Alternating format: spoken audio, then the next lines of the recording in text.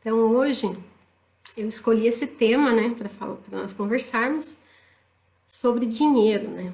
Por quê? Porque nesse tempo, né, de pandemia, uma grande crise financeira, né, se instalou no mundo, no nosso país, né? E inevitavelmente nós poderemos ou já estamos sendo de alguma forma atingidos, né?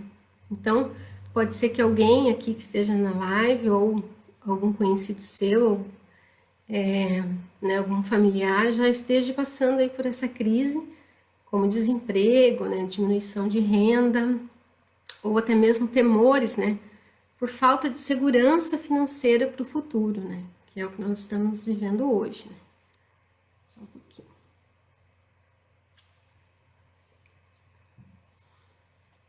Talvez, né, alguém também próximo de nós, até mesmo antes da pandemia, ou nós mesmos, né, ou quem está aqui comigo hoje, já estava enfrentando, né, algum problema financeiro aí, alguma crise financeira. Isso não é incomum no nosso país, né, porque o nosso país tem milhões de pessoas, né, que antes da pandemia já estavam vivendo, né, com desequilíbrio em suas finanças, né. E por isso, então, não pode ser que já antes da pandemia já se vivia essa situação de crise.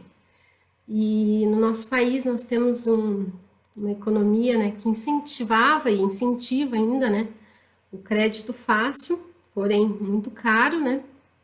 E esse crédito compre agora e pague depois, desestrutura, né, muitas pessoas e muitas famílias que não têm um bom planejamento financeiro e não têm o hábito de investir e de controlar o seu dinheiro e guardar, né? E é também a falta de cultura, né? Nós não temos essa cultura, não fomos ensinados. Talvez alguns sim, mas a maioria não. E isso se deve praticamente de alguns anos atrás, né? Mais ou menos uns 20 e poucos anos, quando a nossa economia, né? A nossa economia tinha muita inflação. Então as pessoas não guardavam mesmo dinheiro, porque o que elas poderiam comprar hoje, amanhã já não dava. Então elas preferiam comprar, na hora que já tinha dinheiro, já comprava, porque aquele dinheiro se desvalorizava muito rápido e os bens, as coisas subiam muito rápido também, né? Então tornou-se essa cultura de já gastar. Depois, ainda mais, um pouquinho mais para frente, começou a cultura de crédito, né? Só que hoje não é mais assim, né? Desde 94 a gente já tem a moeda real, que ela é estabilizada, a gente não tem uma desvalorização tão grande, uma inflação tão grande, né? Até o momento. Esperamos que continue assim, né? Mas o sistema, né, de organização social que nós vivemos hoje, que é o sistema o capitalismo, ele incentiva o consumo. E nesse sistema, o que as pessoas possuem, às vezes, torna-se mais importante do que elas realmente são. Então, nesse sistema, o capitalismo, né, onde o consumismo é valorizado. Você é valorizado por aquilo que você tem, pelos teus bens, pelos teus carros, casas, roupas, né? Então, a gente faz parte dessa sociedade, né? E não tem como fugir muitas vezes.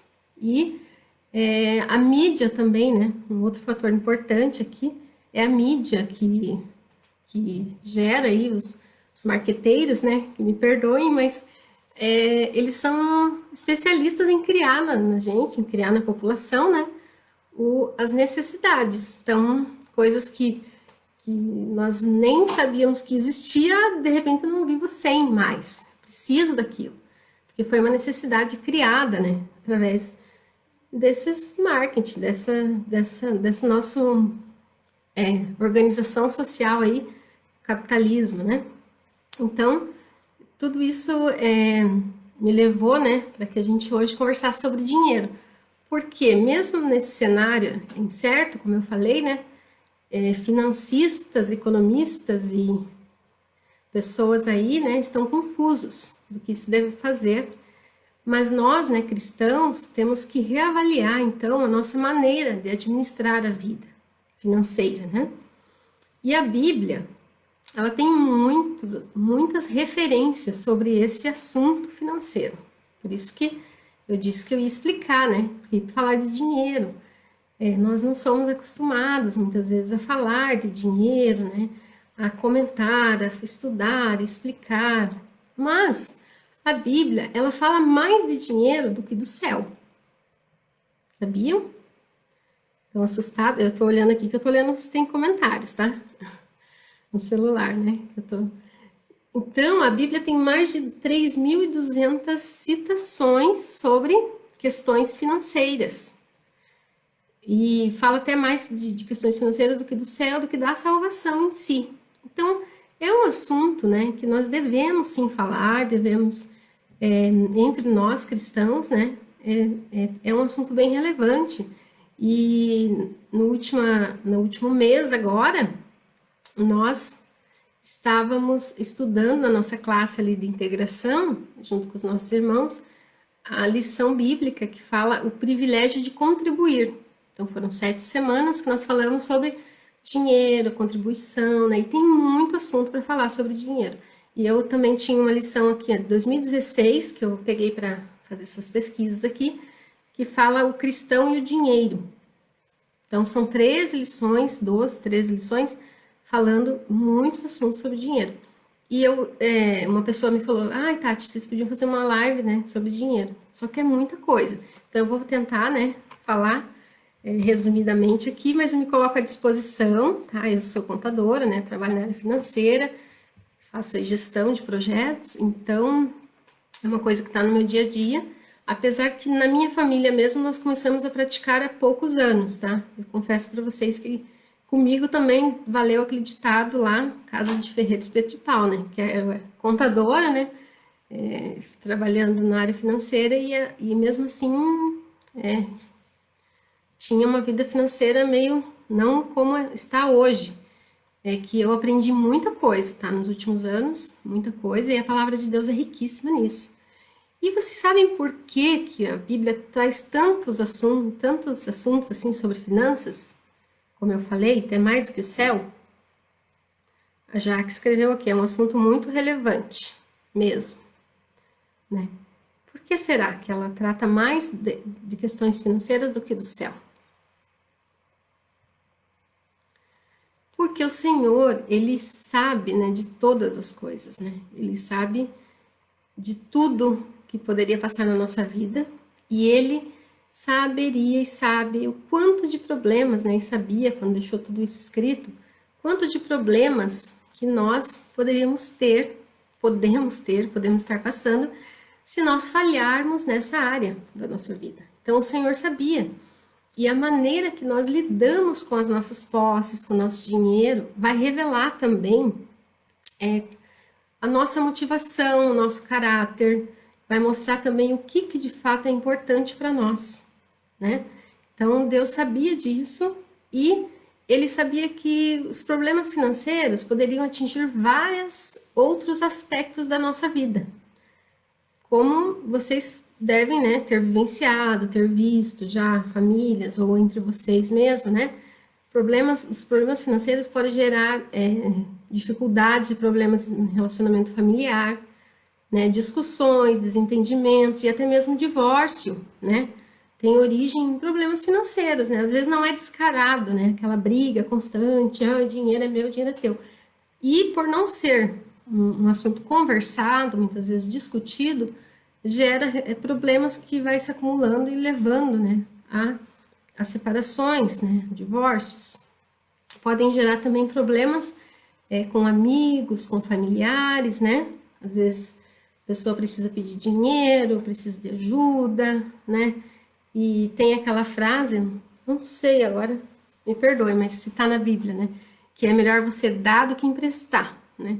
Então, às vezes você empresta dinheiro, você não pode dar, você empresta e acaba gerando esses problemas aí, com colegas de trabalho, amigos, familiares, né? Também, outro problema sério aqui que pode gerar problemas de saúde, né? Então, a pessoa fica com problemas financeiros, ela não consegue dormir, às vezes não consegue comer ou come demais, né? E aí vai gerando um desequilíbrio na sua saúde, na saúde física mesmo, né? Porque vai gerando às vezes problema no estômago, problemas de cabeça, dores, falta de sono e também problemas emocionais, né? Depressão, desânimo, né? E isso também pode ser gerado pelos problemas financeiros. Também no trabalho, né? Produtividade no trabalho. A pessoa está com desequilíbrio na vida financeira, está com dívidas, não está conseguindo se organizar. No trabalho, ela também vai ter uma baixa produtividade. E essa baixa produtividade dela pode até levá-la a uma situação pior ainda, né? Que seria o desemprego. Então, pode gerar problemas no trabalho, essa desmotivação também por trabalhar, né? Porque às vezes está trabalhando, mas só está pagando juros ou só está pagando dívidas, né? Então, gera essa desmotivação no trabalho, a baixa produtividade, né? E sem ânimo, acaba perdendo o emprego, né? E também, pior ainda do que todos esses problemas, né? O que poderia ser pior, né, gente? Os problemas financeiros, né, a falta de controle, pode gerar a quebra do relacionamento entre Deus e o homem, né? Entre Deus e a gente, porque muitas vezes a gente não faz a nossa parte, não administra, né? Isso nos deixa frustrados, né? E às vezes até nos revoltamos contra Deus. E além disso, nós mesmos deixamos, né? Quando isso acontece, de desfrutar as bênçãos que Deus preparou. Então, a gente acaba não desfrutando as bênçãos que Deus preparou, né? Por não conhecer os seus conselhos ou talvez por não colocar em prática, né? E aí nós podemos entrar, né, numa armadilha, né? Onde as pessoas ficam presas, escravizadas por um desejo, né, incontrolável aí por dinheiro, por trabalho, né? Pelas dívidas ou pela falta dele, né? E existe também uma doença chamada consumismo. Não sei se vocês já ouviram falar nessa doença. O que é o consumismo? É a pessoa, né, fazer compras desnecessárias, coisas supérfluas, coisas que não têm necessidade. Acaba se tornando esse consumismo uma compra-terapia. Vocês já ouviram falar da compra-terapia? A pessoa está com algum outro problema e ela vai às compras para aliviar esse problema, para ter uma sensação boa, né? E acaba gerando um problema maior. E depois tem que comprar de novo para satisfazer essa doença chamada consumismo. Ela quer fazer uma compra-terapia, mas acaba piorando muito. Teve pessoas que ficaram até doentes aí, porque nesse período que os shoppings, as lojas ficaram fechadas, né? As pessoas não estavam comprando. Então, é muito sério, muito triste, né, essa questão aí do consumismo e da compra-terapia. Um dia eu falei para a Isa, eu inventei uma designação para que é um shopping. O que é um shopping? Shopping, que a gente acha que é uma diversão, mas na verdade é uma armadilha. Porque a gente vai lá olhar coisas que a gente não precisa, olha como que eu descrevi para ela, vai olhar coisas que a gente nem precisa e vai comprar com dinheiro que a gente nem tem, muitas vezes. Porque você vai no shopping, né, que foi colocado que é uma diversão, na verdade você está indo ali, né, uma presa fácil para cair ali na armadilha, né, da compra-terapia, do consumismo, se você não estiver indo com um objetivo específico, né? Se você, eu preciso comprar tal e tal coisa, preciso uma necessidade realmente, né? E comprar conforme a necessidade, porque quando é desnecessário, ou então você vai para comprar uma coisa e compra 5 da mesma coisa, só muda uma cor, muda um negocinho ali, isso se chama já o consumismo. Então, o Senhor, sabendo de tudo isso, né, ele deixou aí na sua palavra muitos conselhos para nós, né, muitos conselhos e orientações sobre dinheiro, né, e muitas vezes nós não falamos, né, negligenciamos isso, não falamos do dinheiro. E por que será que nós não falamos? Por que nós deixamos esse assunto de lado? Escondemos, né? Ou não nos confrontamos, não buscamos conhecimento, não buscamos ajuda, né? Por que vocês acham? Quem quer falar aí? Tem bastante gente aqui, mas ninguém quer falar. Deixa eu tomar mais uma aguinha.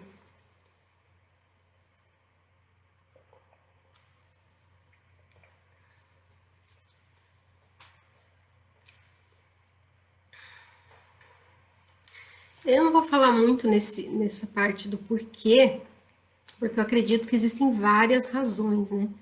Mas uma delas é nós dividirmos a nossa vida como uma pizza, né?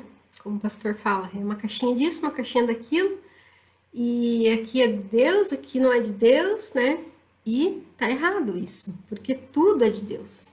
Né? A nossa vida é uma pizza, mas Deus tem que ser o queijo ali, né? Que ele vai rechear toda a nossa vida. E não a gente dividir, né, em caixinhas, né? Ah, aqui é material, é financeiro, é dinheiro, ali é igreja, então já é espiritual. Então essa divisão, né, do que é dinheiro, do que é lazer ou trabalho, às vezes dificulta a gente estar falando aqui no nosso meio cristão, né, sobre dinheiro. Mas também existe um conceito errado, né, que as pessoas falam assim que o dinheiro é a raiz de todos os males, né? Então, dinheiro é coisa do mal, dinheiro é coisa assim que, nossa, de Satanás, né? Então, dinheiro é a raiz de todos os males, que os ricos são ruins, que os ricos são gananciosos, que não se deve ter dinheiro, né? Daí as pessoas têm esses pensamentos e errados, porque em 1 Timóteo 6,10 fala justamente dessa questão do dinheiro, mas ele diz que o amor ao dinheiro é a raiz de todos os males. Então, o dinheiro pode ser bom ou ruim, ele pode ser tanto uma coisa como outra, ele pode ser uma bênção ou ele pode ser uma maldição, né? Dependendo da maneira que nós nos relacionamos com ele. Ele pode ser um bom servo nosso, né? Nos servir para aquilo que nós precisamos, para todas as bênçãos, ou a gente pode ser um escravo dele, e aí ele vai ser um péssimo patrão, né? Se nós formos escravos dele, né? Mas, como eu falei, né, a gente estudou esses dias sobre isso na nossa classe, teve a lição bíblica, e eu acho que já estamos mudando aí um pouco a maneira, né, de nós vermos, e nesse tempo também muito importante, né? Mas são muitos os aspectos que nós poderíamos abordar aqui relacionado ao tema de finanças, né? E não seria possível fazer tudo nesse momento agora, então eu vou abordar dois temas bem importantes, e se possível, em outras oportunidades eu falo de outros, né? Mas o primeiro aspecto muito importante é o nosso papel nesse mundo diante dos bens materiais e dos recursos que temos à nossa disposição. Como eu li no versículo no começo, né? E também em Salmo 24, versículo 1, diz assim, né? Muita gente tem decorado esse salmo. Do Senhor é a terra e a sua plenitude, o mundo e aqueles que nele habitam, né? Maravilhoso, né? Então, o que esse pequeno versículo quer dizer?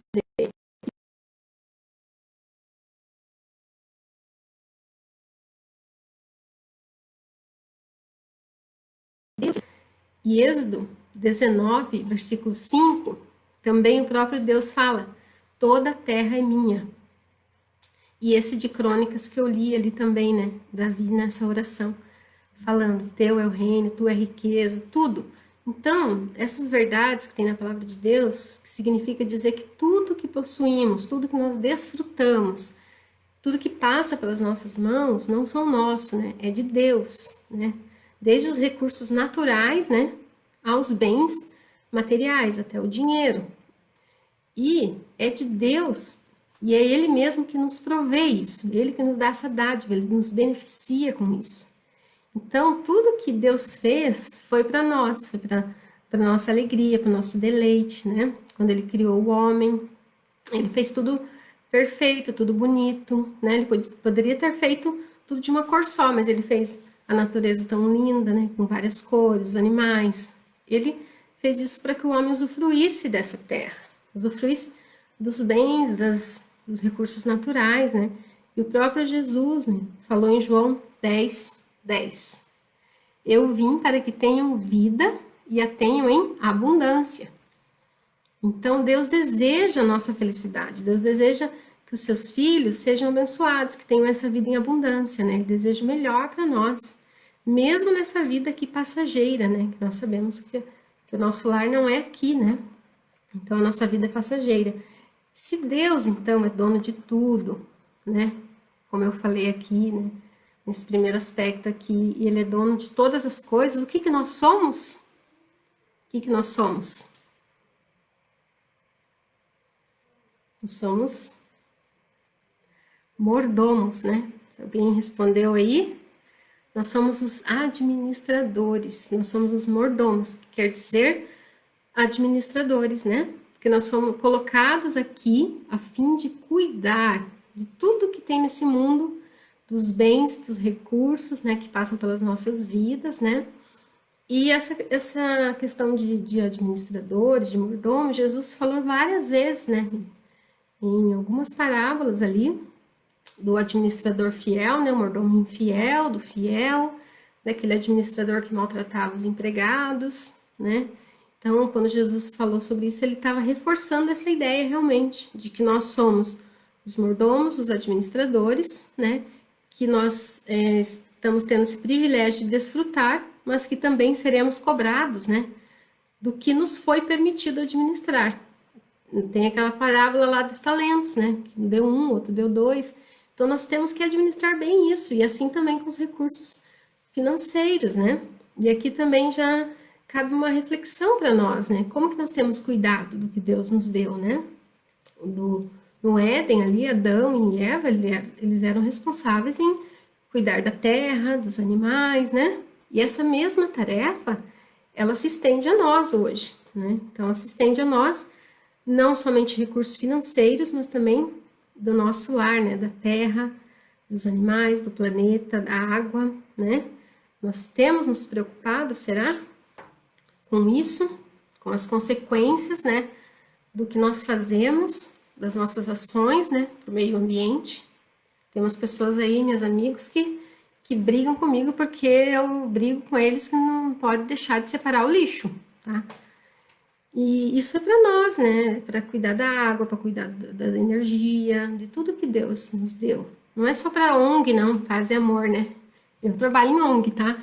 Mas não é só para as ONGs, não é só para, né, aqueles ambientalistas que vão lá em Paris e tal, né, fazer os protestos. É para nós. Deus deixou, né, a natureza, os seres humanos, os animais, né, para os seres humanos cuidar. Então, nós temos essa responsabilidade de cuidar dos recursos naturais, né, que Deus nos deu. Só que o homem, né, com a busca mais e mais por lucros e por desenvolvimento, né, como nós vimos ali na nossa sociedade hoje, acabou às vezes destruindo, né, destruindo muito o nosso planeta, como nós vivemos. E nós temos que pensar sobre isso também, né, se nós estamos sendo mordomos fiéis ou não nessa área. E o segundo ponto que eu quero falar com vocês, né, como que nós temos feito o planejamento financeiro familiar, né? Que também é outra questão que Deus nos permitiu cuidar, né? Tanto dos recursos naturais quanto os materiais, né? E o planejamento financeiro familiar é uma questão que a gente precisa ter em nossas famílias, né? Por que eu tô falando planejamento financeiro familiar? Porque ele deve ser feito em parceria, tá? Na família, dentro da família, com o casal, com os filhos, né? E nós precisamos de muita sabedoria nessa área para não entrar no descontrole e no caos, em todos os problemas que eu citei lá no começo, né? Então, eu vou falar de uma forma mais rápida aqui, resumida, né? Que já é quase 8h30. Mas é muito importante a gente ter essa consciência de que é possível a gente ter uma vida financeira saudável, equilibrada, com metas e planos para o futuro, né? E a própria palavra de Deus, né, ela traz aqui em Lucas 14, 28 a 30, que é um texto maravilhoso sobre planejamento, né? Jesus falando numa parábola para eles, para os discípulos ali, sobre o discipulado, né? Quem queria segui-lo deveria saber o que custa seguir a Jesus. E ele fala essa parábola, esses versículos aqui, ó. Qual de vocês que se quiser construir uma torre, primeiro não se assenta e calcula o preço, para ver se tem dinheiro suficiente para completá-la? Pois, se lançar o alicerce e não for capaz de terminá-la, todos os que virem darão risadas dele, dizendo: este homem começou a construir e não foi capaz de terminar. Então, quando Jesus falou esse texto aqui, essa passagem, né, parábola, ele estava falando sobre o discipulado, que a pessoa precisaria calcular as renúncias. E ele usou esse orçamento de um empreendimento aqui como sendo a coisa mais lógica e natural que qualquer um faria, né? Quem não faria isso? Qual o homem que não faria isso? Então, este é um princípio de vida que, né, nós precisamos adotar, né, nas nossas casas, nas nossas famílias, que é o planejamento, né? E uma ferramenta que eu quero falar aqui para vocês sobre planejamento financeiro é o orçamento, tá? O orçamento familiar não é somente anotar o que você gastou já, tá? Não é somente anotar o que você gastou. Uma empresa, ela não pode viver sem um orçamento. Se ela viver sem um orçamento, ela vai caminhar no escuro, ela não sabe para onde vai, não sabe quanto tem que pagar mês que vem, não sabe o que ela comprou que está devendo, né? Não sabe quantas receitas ela tem, e ela pode aí se perder. E assim também a vida familiar, né? A vida financeira de uma família, né? Então é muito importante o orçamento financeiro familiar, vai ajudar ali a evitarmos essa má administração e vai ajudar com que nós possamos cuidar melhor dos recursos, né, que Deus nos deu nesse tempo. Alguns pensam que por ganhar pouco não precisa fazer o orçamento, né? Então, eu ganho muito pouco ali, nem vou fazer o orçamento. Tipo, já sei que o dinheiro não vai dar, então não quero nem ver o rombo. Mas não é assim. Não importa, né? Ou então outros pensam assim, que ganham muito, que ganham bastante, que tem muito dinheiro, que compra tudo que quer, come tudo que quer, gasta, não precisa ter o orçamento, porque ele sabe que o dinheiro vai dar mesmo, né? Consegue todos os meses pagar as suas contas e tranquilo, nunca fica devendo. Mas o orçamento ele é importante para fazer o equilíbrio justamente entre o que você vai gastar, o que você vai ganhar, e esse equilíbrio tem que ser como uma balança equilibrada, mas também tem que ter uma reserva, que eu vou falar mais para frente aqui, tá? Então, saber quanto ganha e quanto gasta é o primeiro passo, tá? E muitos não sabem, né? Muitos não sabem quanto ganha, quanto gasta, no final do mês lá fechou vermelho e vai levando a vida. Mas por isso entra nesse descontrole, como eu falei, né? Entra em limite, extrapola, faz empréstimo, vive endividado, pagando juros. Então, fazendo o orçamento e anotando todos os gastos, né? Você pode fazer por um mês essa anotação, né? Ou então você pode pegar uma fatura do mês anterior, do teu extrato bancário, do seu cartão de crédito e anotando tudo que você gastou no mês. Então você vai vendo, primeiro você vai fazer esse levantamento, né? Vai sentar toda a família, né? Com os cadernos, com os papéis ou com o Excel, né? Quem tem a prática do Excel e vai vendo, vai anotando tudo que gastou, tudo que dá para onde foi o dinheiro. Então, depois que você tiver tudo isso anotado, você vai conseguir fazer uma análise do que foi gastos necessários, gastos dispensáveis, né? Alguns gastos invisíveis, que a gente chama, que você nem sabia que tinha. Nossa, só fui ali na panificadora e comprei um pão. Mas você vai todo dia no panificador. Tinha gente, eu brinco aqui com o Paulo, né? Que ia de manhã, de tarde, de noite na panificadora, ainda se duvidasse. Quando foi pôr na ponta do lápis, nossa, tudo isso de panificadora lá, sabor e mel, tudo isso. Então, é importante a gente colocar na ponta do lápis, né? Na ponta do lápis que eu digo aqui, para a gente ter essa noção de quanto a gente gasta com cada coisa. E daí você vai vendo os custos fixos, os custos variáveis, né? Então, primeiro é anotar, mas não é somente anotar, como eu falei, né? Depois você vai planejar os próximos meses, os próximos anos, né? E ir controlando como que está sendo os gastos a partir desse orçamento, né? E vai ajustando o que você pretende gastar mais, o que você pretende gastar menos. Olha, estamos gastando muito com pizza, gastando muito com panificadora, vamos, né, nos controlar aqui. Então, vai sendo feito esse ajuste, você vai colocando, né, a família, ele vai colocando qual será o limite por mês que pretende gastar. Então, a gente vai gastar R$ 100 de lanche, de pizza, de qualquer coisa assim, né? Não posso dar muitos exemplos aqui por causa do tempo, mas você vai fazendo isso. Dízimos, ofertas, né? Você vai colocar lá receitas, tudo que entra depois dízimos, ofertas, né? Ajuda que nós podemos dar para nossos irmãos, né? E depois que você colocar todos os teus gastos, é necessário que tenha uma reserva.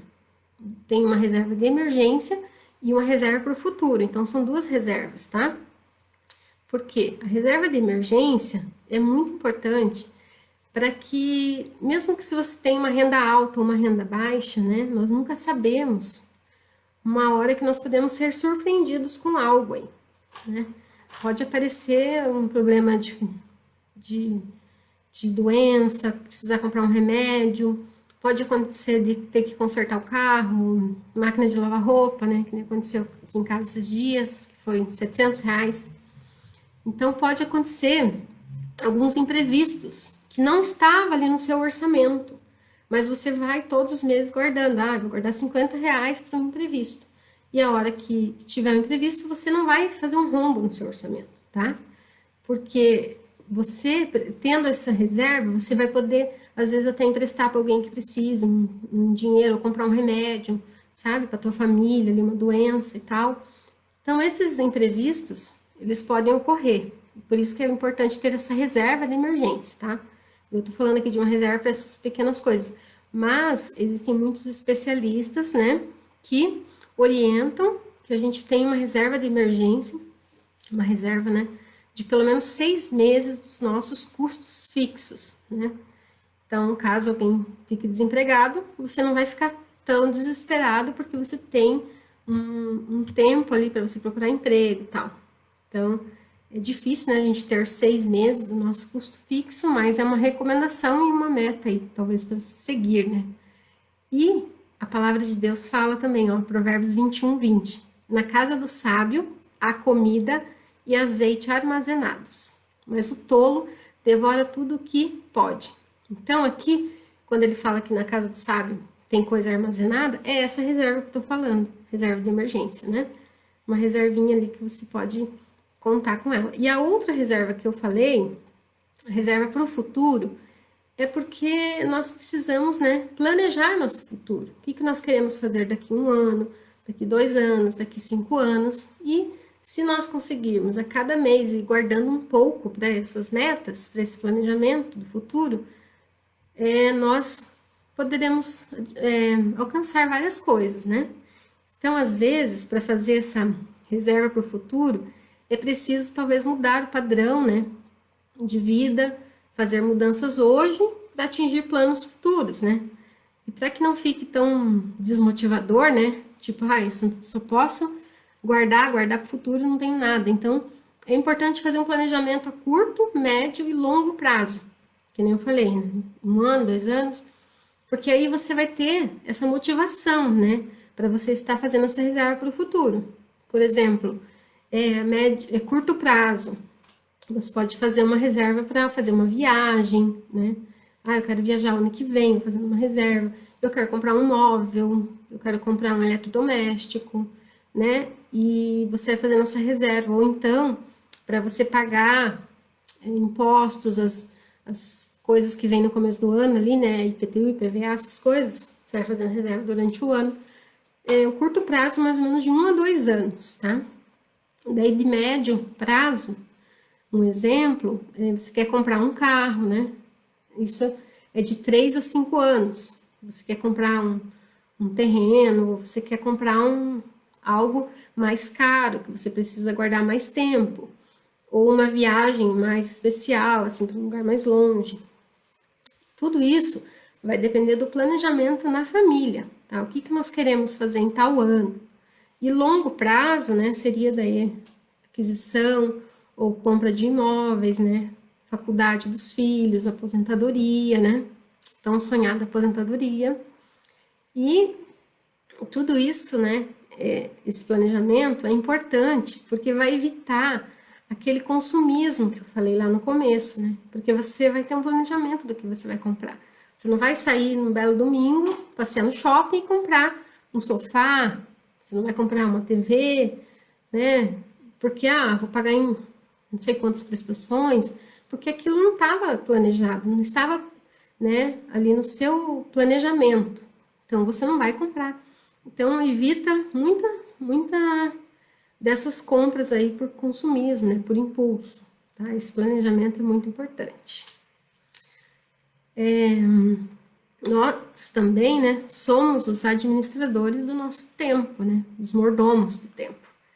Então, eu não falei muito dele, porque não é o foco, mas também nós podemos investir o nosso tempo, né, buscando conhecimento nessa área, né, nós podemos pesquisar, estudar, né, buscar cursos, tem muita coisa na internet hoje, né, sobre administração financeira, né, nos prepararmos para enfrentar essas situações aí quando surgirem. E a melhor estratégia de todas, né, é alinhar essas atitudes ao plano econômico de Deus, né? Que ele nos dará muito mais do que o conhecimento, ele vai nos dar a sabedoria, que é a sabedoria de como agir em cada momento. Deus, ele não prometeu para nós, né? Não diz na sua palavra que ele vai suprir todos os nossos desejos, mas as nossas necessidades. Então, a nossa função é distinguir, né, entre o que é desejo, o que é necessidade, né? E pedir a ajuda de Deus, né? Que o Senhor nos abençoe nessa importante tarefa, né? Que Ele nos ajude a todos, né? Que sinceramente se colocarem aí, buscarem colocar sua vida financeira em dia, né? Da sua família, e que Ele nos ajude a operar, né? Nessa sabedoria aí, nesse plano econômico dele, com a ajuda do Espírito Santo, que pode ser nosso parceiro de gestão aí. O Espírito Santo, ele é conselheiro, né? Ele é aquele que guia em verdade, né? Ele é aquele que intercede por nós junto ao Pai. Ele nos ensina a orar. Então, nós vamos, com o Espírito Santo, nós vamos saber orar, pedir o que nós precisamos. Ele ilumina a nossa mente, faz muito mais do que tudo isso, né? Então, todo o conhecimento que nós tivermos nessa área, na área financeira, né? Nós podemos chamar o Espírito Santo para ser o nosso parceiro de gestão e com certeza nós teremos muito sucesso, né? E aí, naquele dia que Jesus voltar, nós poderemos prestar conta da nossa administração, né? E não sermos reprovados como mordomos infiéis. Tá bom? Glória a Deus por isso, né? Em Mateus 6:21, eu quero deixar esse último versículo que diz: pois onde estiver o seu tesouro, aí também estará o seu coração. Né? Que nós possamos ter esse tesouro no céu, desfrutar sim dos tesouros aqui da terra, mas que o nosso coração esteja no céu, né? Esperando o dia que nós seremos chamados. Amém?